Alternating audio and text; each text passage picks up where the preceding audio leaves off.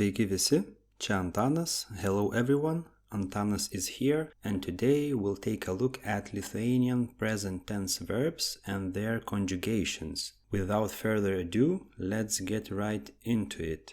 Conjugation basically defines how the ending of a verb changes based on a person that is doing the action. There are three present tense conjugations, and they are defined by the ending of a third person like depicted in the table.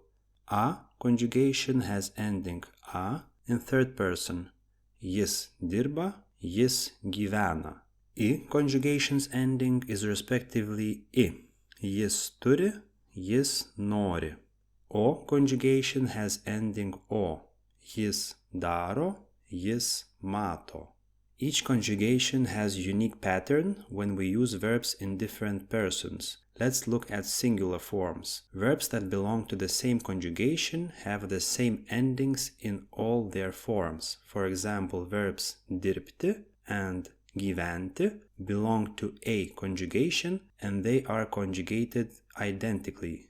Aš dirbu, gyvenu, tu dirbi, gyveni, jis dirba, gyvena. I conjugation has the following endings: aš turiu, tu turi, jis turi.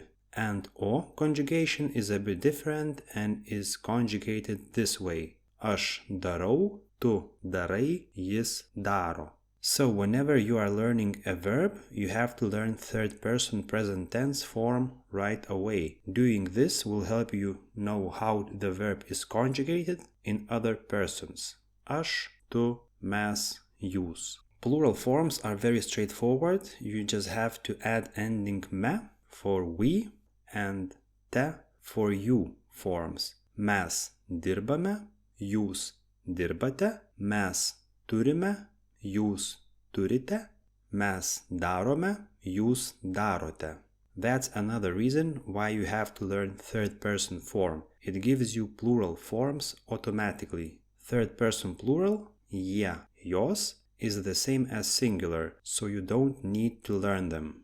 Now, how do you know which conjugation the verb belongs to? By looking at infinitive. Well, there are some clearly defined patterns. Let's start with O conjugation. Almost all verbs that end in yti, like rašyti, valgyti, belong to O conjugation. Almost all verbs that end in ėti, like turėti, sėdėti, belong to I conjugation. Verbs that have a consonant before ending ti, like dirbti, gyventi, or endings like uoti, oti, auti, almost always belong to A conjugation.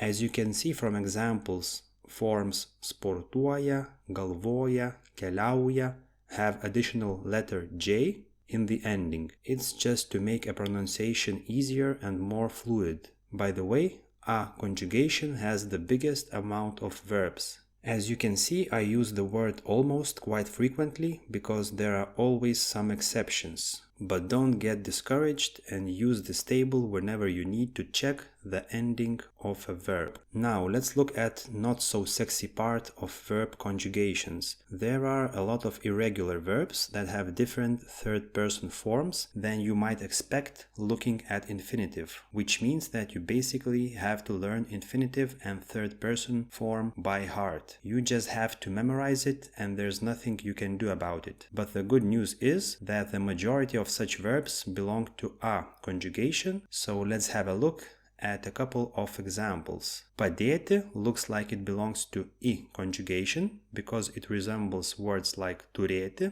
norėti. For some reason it belongs to A conjugation and the root changes in third person. Padėti, padeda.